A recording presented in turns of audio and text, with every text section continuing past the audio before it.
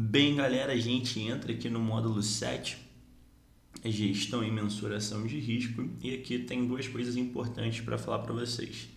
Primeira delas, a gente já viu no curso, no módulo 2, salvo engano, risco de margem e risco legal. Vocês precisam saber isso, a gente já deu aqui no curso. Dentro desse módulo 7 também existem diversos conceitos que demandam só a leitura, tá? Demandam só a leitura.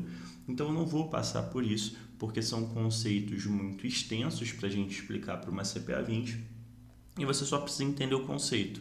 Então é só fazer a leitura lá da apostila que eu disponibilizei lá no grupo do Telegram, tá? Que fica aqui na descrição. A gente vai estudar aquilo que de fato é mais complexo e de fato aquilo que pode ter alguma pegadinha de fazer errar. A gente vai começar então falando do risco de crédito. Tá? Risco de crédito é a possibilidade, né, de ocorrer uma perda por conta do não cumprimento do tomador ou da contraparte de suas respectivas obrigações financeiras. Tá? Vamos deixar isso melhor? Vem comigo. A gente tem aqui dois amigos, o Pedro e o João, e o Pedro estava precisando de uma grana e falou: pô, João, sei que você tem um dinheiro aí sobrando e tudo mais, você me empresta 5 mil? Pô, o João é muito parceiro do Pedro e falou: tudo bem, Pedro, eu te empresto esses 5 mil. E o Pedro falou que ia pagar, sei lá, daqui a uns 2 meses. Deu os 2 meses e o Pedro não pagou o João. O que o Pedro fez? O Pedro, ele deu um calote no João. E aqui é muito fácil. Risco de crédito, ele vai estar linkado, ele vai estar ligado a calote. Então, C de crédito, C de calote. Sempre que existir a possibilidade de alguém dar calote, existirá o risco de crédito. Então, aqui desde o início, o João estava exposto ao risco de crédito. Mesmo que o Pedro pagasse a ele. Tá? Se o Pedro pagasse a ele, beleza, ele não tomou o calote. Tranquilo, cessou o risco ali naquele momento. Mas até o Pedro pagar ao João, o João está com risco de crédito. Ele está com o risco, com a possibilidade de tomar um calote. Beleza? Tranquilo, né? Então, vamos pensar aqui um pouco diferente. Vamos pensar aqui que o João não emprestou dinheiro para o Pedro, o João emprestou um dinheiro para o banco, tá? E como funcionaria isso? O João pegaria lá os 5 mil e aplicaria no banco, né? E o banco, em troca, daria um comprovante dessa dívida, né? Daria lá um CDB para ele. Só que o que acontece? Esse banco ele pode quebrar e não honrar com esse CDB, ou seja, o banco ele também pode dar um calote. E se o banco der um calote, ou seja, se existe a possibilidade do banco dar um calote, então existe a questão do risco de crédito. Então, o João, quando ele vai no banco, empresta um dinheiro para o banco, seja um dinheiro na poupança, um dinheiro no CDB, um dinheiro numa LCA, se o João empresta o dinheiro para o banco está correndo risco de crédito, porque existe uma possibilidade do banco dar um calote. Tá? Então, a gente deu ali o primeiro exemplo entre amigos, agora a gente já colocou um exemplo dentro do mercado financeiro. E aqui vem uma pergunta muito importante, tá?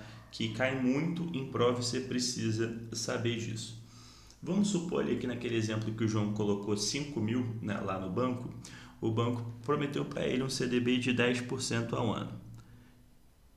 Então, depois de um ano, teoricamente, o João teria que receber 5.500. Os 5 mil, que foi o que ele emprestou, mais os 500 de juros, né? Tá bem aqui explicado, 5 mil principal e 500 de juros. Vamos supor que o banco devolva os 5 mil e não pague os 500. Você acha que isso é um exemplo de um calote, um exemplo de risco de crédito? Sim ou não? Bem, a resposta é que sim, tá? Quando a gente fala de risco de crédito, a gente está falando da obrigação como um todo. Então, o risco de crédito, ele compreende tanto o pagamento do principal, que é o valor emprestado ou o valor aplicado, né, quanto do pagamento de juros. Então, quando você, ali naquele caso dos 5.500, os 5.500 tem risco de crédito, tanto os 5.000 de principal quanto os R$ 500 que seriam de juros. Às vezes vem na prova falando que o risco de crédito ele compreende só o principal, tá? Tem essa pegadinha. Então toma muito cuidado. Se perguntar o que compreende o risco de crédito ele compreende tanto a devolução do principal quanto o pagamento de juros. É o que a gente viu lá no início da aula, lá no primeiro slide. É quando o tomador, né, quem tem que pagar, o devedor, não cumpre com as suas obrigações.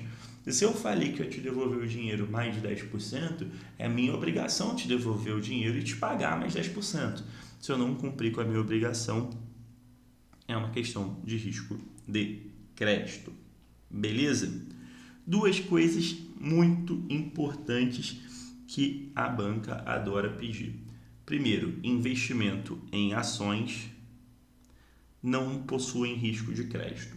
Por quê? Quando você investe em ação, você não está emprestando dinheiro para a empresa. Não tem como a empresa te dar calote, porque investimento em ações, você se torna dono da empresa, você se torna sócio da empresa. Então, se você é dono da empresa, se você é sócio da empresa, não tem como você dar calote em si mesmo, tá? Então, investimento em ações não possuem risco de crédito, tá? Isso daqui cai muito em prova mesmo, então você não pode errar. E a outra questão, né, que o FGC, ele é um mecanismo, né, o Fundo Garantidor de Crédito, ele é um mecanismo que está ali para honrar o risco de crédito. Obviamente que dentro das aplicações que o Fundo Garantidor cobre, né, bem como os limites que o Fundo Garantidor cobre. Tá? Então é importante que você veja a aula do FGC, né? A gente já falou muito sobre isso, sobre os limites, sobre quais aplicações tem e não tem, né, a garantia do FGC, mas que você entenda que o FGC ele é um mitigador do risco de crédito. Então, ele mitiga, ele diminui o risco de crédito. Por que você investe em um CDB de um banco pequeno sabendo que você pode tomar um calote? Por que você investe num CDB desse tipo? Porque você conta com a garantia do FGC. Então, você fala, pô, estou correndo risco de crédito. Mas se der ruim esse risco se concretizar, eu aciono o FGC. Beleza? Tranquilo, aula simples, tá? Qualquer dúvida que tiver, só deixar aqui nos comentários. A gente já está no módulo 7, finalzinho do nosso curso. Na nossa próxima aula, a gente vai falar sobre risco de contraparte e risco soberano. Beleza? Forte abraço, bons estudos e até a nossa próxima aula.